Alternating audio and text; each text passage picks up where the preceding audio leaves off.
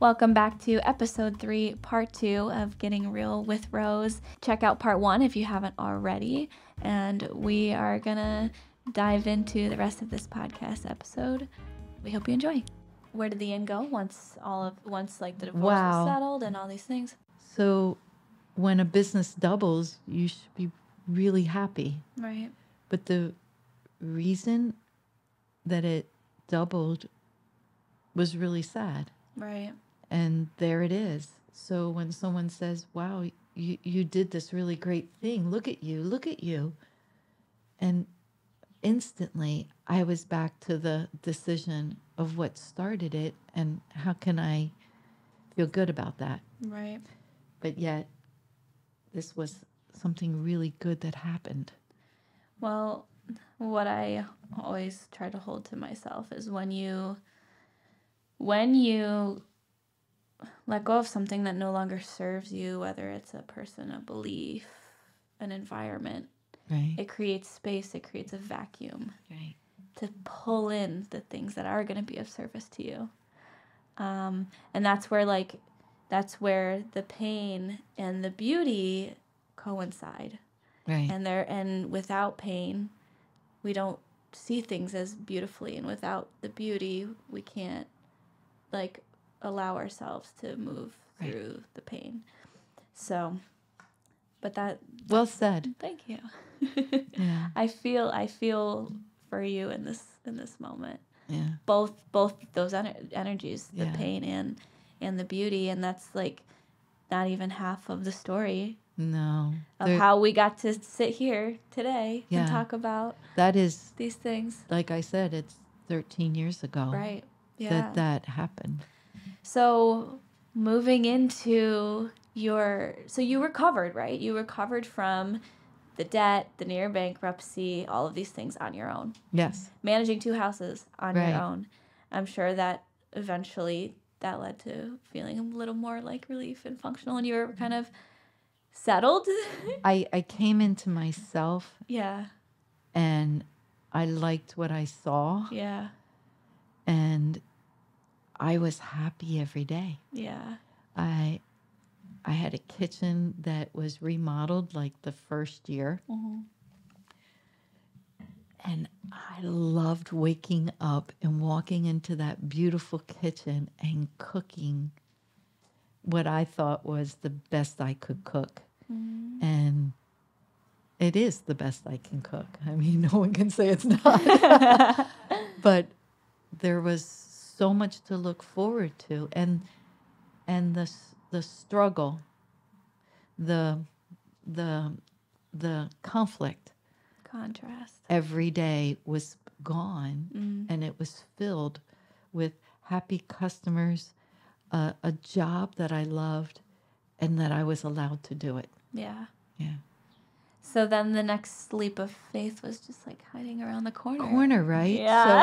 So they're okay, Rose. I just imagine I don't know, spirit team, whatever you want to call it. All right, Rose, well now you're settled and good. So are you ready to take another one? Let's go. And that's how it sort of came about. Hold on tight. Yep. So what was going on? So the market started to change. Right. Hotels, 3 hotels a year were being built in Ithaca. So the flood of rooms that were hitting our market that I was part of was huge. At the same time, this was when Airbnb started to get a little airtime and started to pick up, and people weren't sure about it. Yeah. But they liked the alternative that if they wanted to go somewhere, they could stay in some very meager accommodations. And it was a company that the people that belonged to it and worked within it and offered their places for people to stay, they weren't paying commercial insurance, they weren't paying sales tax, they weren't paying insurance. The insurance, the people were staying someplace and there was no insurance for their belongings or them if something happened to them. I didn't know that. It was the beginning of Airbnb. They don't tell the location, so the officials in the county and the town can't come for you because they don't know the address of the place. And you have to make a reservation to find out where you're going that day. You just have this general location of where this place is. Yeah. Yeah. It was, business started to drop. And I remember I was on my own, so I had no carpenter, plumber, electrical. I had no handy person. Mm. And I just asked my carpenter, the one that thought that I was building he was building a Stradivarius, hey, do you have a handyman available? Because I need one. And so he got through all these jobs, and then he's like, so what do you want to do next? And I'm like, I want to offer spa services, but I have to move this sofa every day to get this massage for this person. And my daughter just left the home to go off to do her thing. And I have no one to pick up the sofa when a single massage was happening. So you were offering like massage services, but you were just like moving a room around every time. I picked up a living room. I moved it. Yeah. And I put massage tables in the room, and the massage therapist would come in, give the massage, leave, and then I'd break everything down, did the laundry, and moved the living room back. Why did you start offering spa services? Because people were coming from the city. It was very stressful. Yeah. And it was during that time when the stock market, I think. It was the stock market. People from New York City were coming, and they were in terrible place. And it was the tech thing that happened in 2006. I was doing that before my husband had left. And then when he left, and then my daughter moved on to her new life, I wanted to just keep offering massage. Yeah. And so I needed a dedicated space. Right. Thank you for asking that question. And yeah, that's what I did. And that also allowed you to compete, right? Right. So I went down to my basement and tiled the floor, put up walls, and the carpenter was a handy person. I mean, he was sort of like knew how to do some things in all the trades. Yeah. And he would go, I'm thinking put the wall here to make 2 treatment ones. What do you think?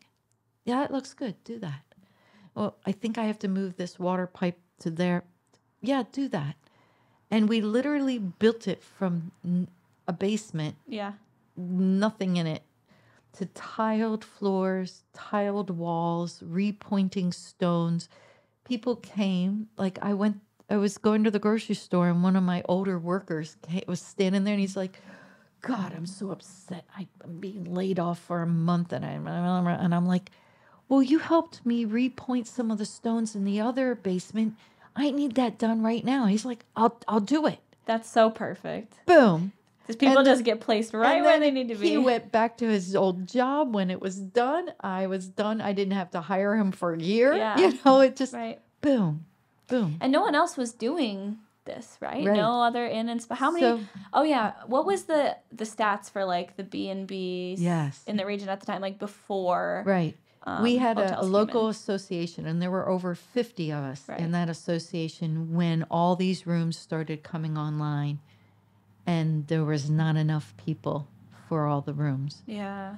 And it went from over 50 to today, there's 6 B&Bs. Wow. So you're one of the few who survived. Right. Well, some of them, all of the ones that are the older ones are gone. Yeah. They're all gone. The ones that are left are new. Oh, okay. I'm the historian of the association. What would Rose do? I don't know. Let's ask Rose. It's kind of funny. So everyone was dropping off. Yeah. And I didn't want to stop. So offering spa services to your clients in a small atmosphere where there's 2 treatment rooms. We had 8 rooms when we had both houses, and that was gold. every reservation had at least 1 or 2 massages added to it. No, I paid my massage therapist really well because I wanted them to be loyal. And they were good, and I wanted them to stick around.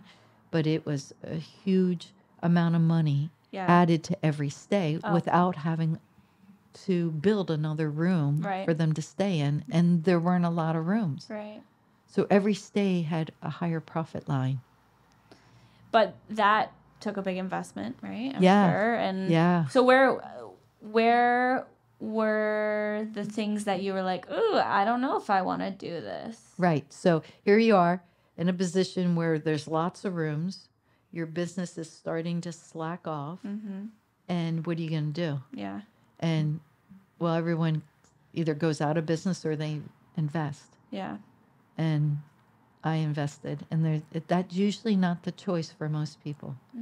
They cut their losses as soon as they can. Right. Because there's like a hope on the other side of, okay, I could invest this money, but it's a risk. But it is a risk. If I hold, but there's hope that this could take me even further. Or I'm afraid. Yep. We're just going to cut it here. Be done. Right. And But you didn't listen to fear. No, I did not. I was. Listen to the gentleman on some show that wrote The Alchemist. And he describes that he sat down and 2 weeks later the book had flowed out of him through his fingers to his typewriter, and he typed the whole Alchemist in 2 weeks. He didn't publish it right away. He had some problems publishing it. But he openly admitted that it flowed through him. Yeah. And he was the vessel that created the book and made it happen. But the wisdom in the book and the story came from an alternative place than him. Yeah. He was literally fed every line as he typed. Is that how you felt building your Yes. building your spa? I was like, God, Rose, are you sure you want to do this? Yes. I mean, I was driven. Why would all this be happening like this? And all these things be like lining up and being put right in your right lap. in my hand. And at the time, I was starting to dabble with tarot cards. Yeah. And I didn't know how to do it. It was a friend. She gave me my first tarot reading, 1 card, which actually ended up being 2 cards. But anyway, move on. Yeah, I would sit down at night. How is the business doing? Okay, good card. All right. How's the spa? Yeah. Are you sure I should do the spa? Okay, hard work will reward. Gotcha. And it happened over and you over. got what, like those same cards? I looked everywhere for encouragement, because when you don't have the customers that you had, and you don't know when they're going to come back, and then you take your last bits of money and you spend it. Yeah. Talk about vulnerability. Yeah. Yeah. But it's a beautiful spa. It is. It's no one can believe they're standing in a basement. Yeah. And you wouldn't have believed what it looked like before I started, but it's beautiful, and it literally came out of me. And it worked. Yep. The tile on the floor, I walked into the store. This is on sale? All of that's $1 a tile? Yeah, put it in my car. I'm doing the whole basement floor, right? Yeah, sometimes it's better to just be like. So that leap was not emotional. Yeah. That leap was led. Yeah. And it was a financial struggle, not a emotional struggle. Yeah. But you allowed yourself to be guided through that. Yeah. And you had done it before, so why not do it again? Well, they say you did it once, you can do it twice. Right. Well, you have the ability. You did it once. This one's easier compared to that one. Yeah. You weren't leaving any bodies behind. You were bringing everyone forward with you, and you were just taking your business somewhere else. Yeah. That's awesome. Didn't you say when you were building it that you didn't even know what you were building? Yes. And yes, will you share that story? Oh my God. So when they were done and you're sweeping and you're wiping the floors up and you start putting the rugs down and you're like, I built a spa. What? I don't know how to run a spa. I just didn't want to move the sofa anymore. Right. So I had checked in with the massage therapist, a client, and the client walks down the corridor to the massage room and disappears. And I'm standing there and I'm thinking, no sofa was moved. Great. But what is this? I don't know how to market this, and I still don't quite know how to do that. Yeah. I just offer it with the in, and it works. Yeah. Yeah. Sometimes you don't necessarily have to like know the process before you. Obviously. Yeah.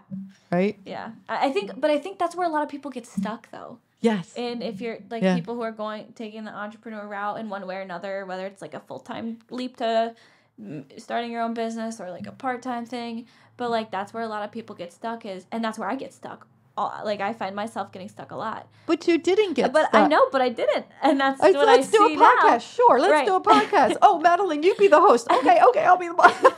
Right, but yeah.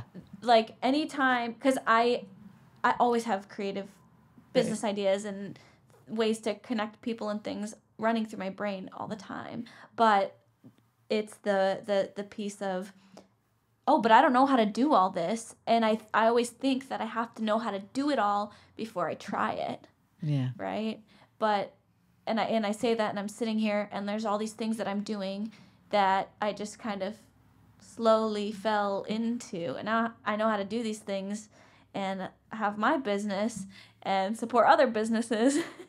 And if you would have asked me or told me when I first started, like, oh, this is all the stuff you're going to be doing, or I set that goal for myself, like these are all the things I'd want to do, I probably wouldn't have got there that way. You would have been overwhelmed. Yeah, I would have been like, I don't know how to do any of this. What are you talking talking about? One day at a time, right? Exactly. One corner at a time. Yeah. So if you needed to hear that you don't have to know how to do everything before you try and start a business and you need that reminder, here is your reminder. Yeah. If you have a vision, one day at a time, one thing at a time, see how you can take the little action steps, and the rest you'll kind of figure out as you go. You don't have to know everything before you start. No. Starting. Yeah. I got to tell you this story. A friend of mine had a brother, and he wanted to go on a cross-country trip. And my friend's telling the story like, he just won't leave. Or I thought you were going on a cross-country trip. And he's like, yeah, I got to do this. Yeah, I got to do that. And she's got so frustrated because she's a doer like me. And she said, all you need is a map and a full tank. Get in the car. Yep. And sometimes, even if you don't feel ready, something or someone else will give you just a little push, a little nudge. Yeah. Right? Yeah. And I truly believe that if you're meant to do something, if you don't take the intuitive steps to do it, the universe, whatever your higher power may be, will just shove you. Sometimes. If it's meant to work out. I think opportunities can be like birds. So if you don't take that opportunity, it will fly away to someone else and give that opportunity to someone else. That's a good perspective. And so consider it. Do your homework. Yeah. I'm not the flutter over here, flutter over there kind of person. I do everything I do. I think about, and I ask my friends and I ask my family. What do you think? And if there's too many no's, or if it's too crazy, sometimes that makes me want to do it more. And I'll explore some more. And sometimes I just do it. My friends were not necessarily convinced that doing a spa in my basement was such a good idea. Right. Yeah. And I'm sure your family and friends looking at you right before your divorce wouldn't have said that continuing this business was a good idea. Nope. So sometimes you're the only person who can make a choice. Right. And nobody else might, like the people around you might not be able to see your vision. And you have to be the only one to hold on to it. Yeah. And then they'll see it later. Because now I'm sure looking back, they're like, oh, Rose, we're so glad you made that choice. Right. But I wouldn't have thought you would have got through that, but you did. Yeah. Yeah. You got to have a little bit of like maybe a internal compass. Yeah. and trust your intuition. Yeah. So that kind of brings us to like the end of our last like leap, I would say, which is what we're doing now. Right. Right? Or what you're doing now. I mean, I guess the podcast is part of it. Yes. This podcast in itself is like a leap. It's like we're just winging it. It's a mini leap within a large a bigger leap. Scale Yeah, thing, so the podcast is a step. Right. The Instagram was before that. Yeah. Pandemic and going to school for Donna Eden's energy medicine was my first real step to recognizing that the inn served me well. And at that time, I didn't know I was going to have an inn. So this was me literally going out, getting educated for my next job, thinking I was losing the inn. And I didn't lose the inn. Will you tell us where you were in that when you were in a very dark place in this house? And everything was shut down. Right. Is that what you meant? Yes. Yeah, I just want people listening to kind of envision where you were in that time. And I had Rosie, the go get my grocery company, bringing groceries in. And this tables were used to let things settle because we didn't know if the virus was on belongings or not.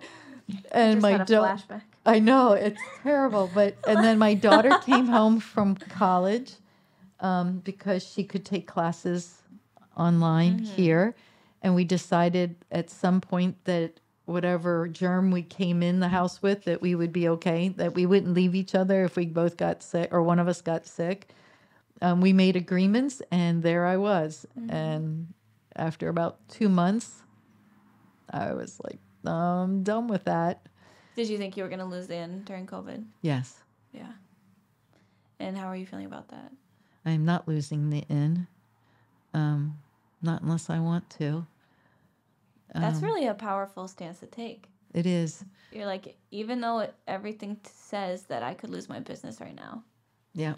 It's my choice. It's my choice. Yeah. So my massage therapist couldn't give massage. Right. I couldn't have people in the house, though I could, but I didn't know how to. Right. I didn't know what this virus was. No, nobody did at the time. I'm actually a scientist. And as a scientist, I know how viruses move and multiply in your body. I know how contagious something can and cannot be. And we didn't know anything in the beginning. Right. So I didn't know how to create a safe place for people. So I was living on what I had at the time, which was, that happened in March. An entire winter went by. That is when the coffers are not full because there's less business in the winter. And I took the massage therapist. I said, you can't afford your rent. I can hardly afford, I don't know how long I'm going to have to be asked to afford the mortgage. So I said, come stay and do your Eden energy medicine in the morning for whoever would show up outside, because we could be outside safe. And one day this woman goes, I say, how do you know how to do that? Did you guys teach her how to do that? And she said, oh no, I went to a Donna Eden show in New York City a year or two ago before the pandemic, and I learned it. And this immense emotion came over me of jealousy. Who are you to go see Donna Eden before me? I love this energy medicine. And then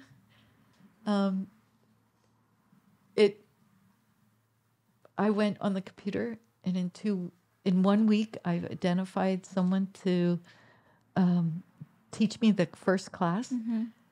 And the first class had already gone by, so I begged her to let me learn it over Zoom. Yeah. And I would take the test, and so 2 weeks of learning Zoom classes, 1 week taking the test. 1 week later, I was in class 2. Yeah.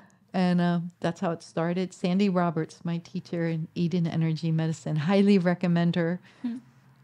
She's awesome. So that was your kind of like gateway moment where you were like, all right, I'm going to take this route of practicing or eating energy medicine. Because I didn't know when this pandemic was going to stop. And I was imagining that I had to create a new career. Yeah. But really, the pandemic is what made me reach further into something that I wouldn't have done if the pandemic hadn't happened. Yeah.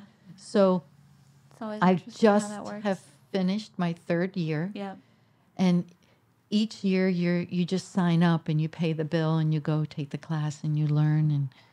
But the 4th year, which is a very profound year, you have to apply. And I just handed it in. Yeah. And I was like, submit, no. Are you ready? Submit, no. I'm not ready quite yet. I stared at that application a while.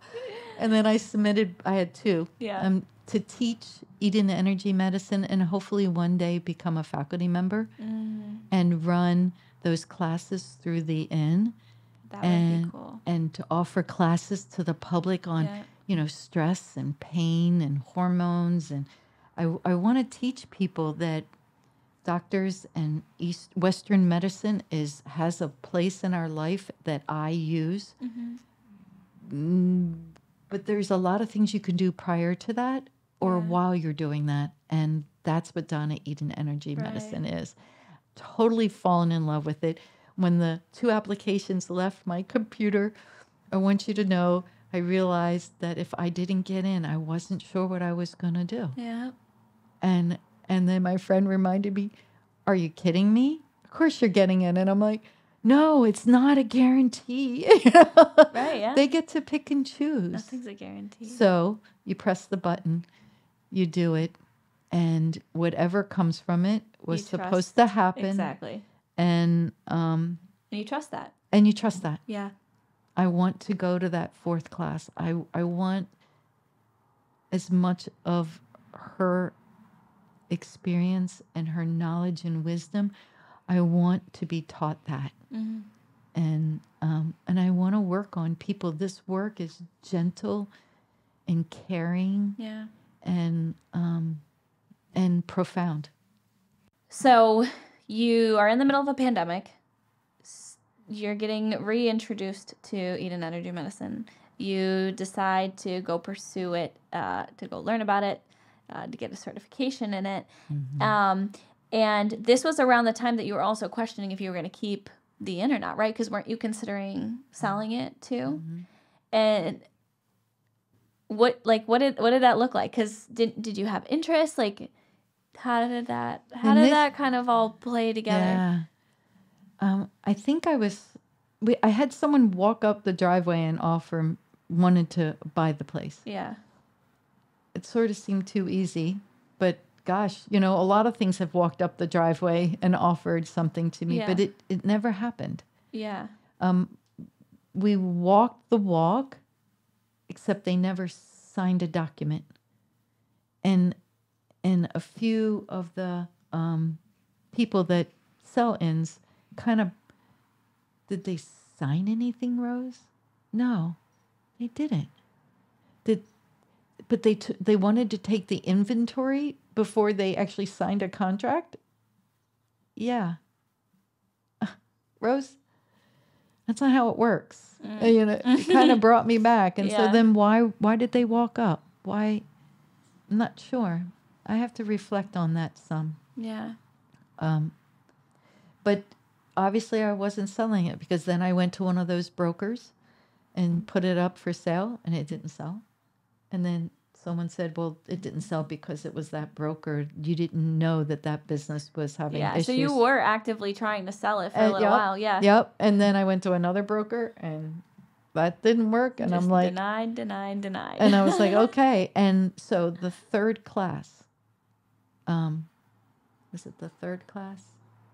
Yes. It was the 3rd class. They did this business thing. And so there's 50 people in the room and there's 50 others on a Zoom because Canadians couldn't fly in. Hybrid class. Yeah. Yep. And this is a year worth of learning. The last class, they do this thing and they're going, so you should probably have a website. You should get cards. You need insurance. You need it just started listing, and it's really good to be on some platform, on some social media. It's really good to teach it. That brings customers and clients to you, and they're going through this. And I'm thinking, I have a website. I don't even need to go to the community place to have a classroom. I don't need to go anywhere to teach. I actually have a spa and an inn, and I have rooms that could become classrooms. Why am I selling it? Right? Yeah. Retreats. You need a place for people to stay. It's a class. You need people to stay. You have to feed them. Right. I have the ability to do all of that. Yep. Why was I selling what I was going to need when I finished these classes? It's one of those things, like the my head's bulb. down. Yep, the head's down. I'm moving forward, and I'm like, look up. Oh my. Yeah. What? You're like, oh, that's why I didn't sell. Okay, yeah. That's why they didn't sign paperwork. But it was to make me let go of it and want to let go of it, I believe. Yeah. So I guess I do know. I know that. That's it such makes a trend. Me wanted to let go. Right. So I could see it differently than what it was. We are still taking care of guests who are going out to the wineries and hiking the waterfalls. And there's a place for that in this place. Yeah. But there's still also a place to bring in a group of people for another purpose. Yeah. And that purpose is something that empowers individuals to take care of themselves. We are so vulnerable when we go into a doctor's office. They have to give us the answer we need. Yeah. But when you go, okay, I'm going to do what you're telling me, but over here, I'm going to go see Rose, and I'm going to go see that practitioner, and maybe shift some energy, and maybe that will shift my health some, and change my perspective, and it does. It happens every time I do a session. Yeah. So I decided I'm not getting rid of the end and hiring managers. I'm on my second year of getting the managing thing down. I had to take it back, move back in, take over, come back, hire someone else, wait till they were ready, have them move in, me move out. Oh my God. That's a big release. In 1 year, a year and a half, I moved out, I moved in, I moved out, I moved in, and I moved out. It's 6 moves in a year and a half. Yeah. That's a lot. It was a lot. Of moving. It is. Yeah. But I wanted it. Right. And in doing so, you gave yourself the space to start putting your energy in the places that you want to put your energy in. But you had to let go. You had to I had to let go of it. Some control of the situation. And I had to I had to believe that there were people out there that could run it differently. Right. But could still give a very high standard of a place to stay. Yeah. And to have trust and faith in other people. Right. Trust myself. Yeah. Trust other people. Yeah. Trust is my one of the harder ones. It's one of my harder ones. Yeah. Well, and I can just assume that because we're very similar in that way, and that's the same for me. Trust is one of the harder ones. Yeah. Yeah. It's all easy to say. Yeah. Not easy to do. And every one of these situations put me in a place that I had to trust something. Something bigger than me. And the more you practice it, the better equipped you are to practice it more and take on more. Yeah. It's when you don't recognize it and it stops you from going forward. That's when it becomes dysfunctional. So you have to eventually realize that you have to trust. And I'm saying it, I'm talking to myself. I'm not talking to you or the people who are going to follow this. Right. There's a point in your life that you just have to learn to retrust again, because the alternative is awful. I can't trust anyone. What a lonely life. You're going to make me cry. Yeah. It's a lonely life. I just feel that very, very deeply, learning to retrust. Yeah. How to trust yourself, how to trust other people. Yeah. Inside, I'm doing this dance like, oh. Yeah. But outside, people say, I would never have known that you were struggling right there. Right. But it's also, I think there's a lot of beauty that lies on the other side when you decide to release the sense of control over especially things that are not in your control. So go get that cheese. Yeah, go get that cheese. Back to the beginning, right? Go get that cheese. All right.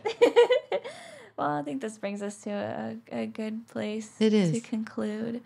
Thank you for sharing your story. Thank you for your vulnerability. Thank you for not being afraid to be emotional, because, human beings are emotional. And it's a beautiful thing.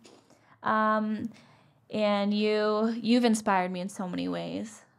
Just hearing what you have to say and what you went through and where you were then and where you are now, and gives me an example of how to trust even when there's nothing physical you can grasp to say, I should trust this. Leaning into your intuition, like all these things are such like wonderful lessons to learn, and they're forever lessons. It's not a one-time, I learned to trust myself now, okay, I got it for the rest of my life. I feel like it's a lifelong process of learning and growing and having compassion for yourself for the times that you couldn't see that something was hurting you, or you having the courage to choose you. Yeah, that's like really close to the Serenity Prayer. Are you familiar with it? Yes, I am. Thank you You're for welcome. being here. Thank you for those of you who have sat and listened to the entirety of this podcast. Stay tuned for more. You can sign up for our newsletter on our website, GothicEves.com. You can follow us on Instagram and Facebook, which is at The Inn at Gothic Eves. This podcast will be available on YouTube, and it will also be available on Apple Podcasts and Spotify.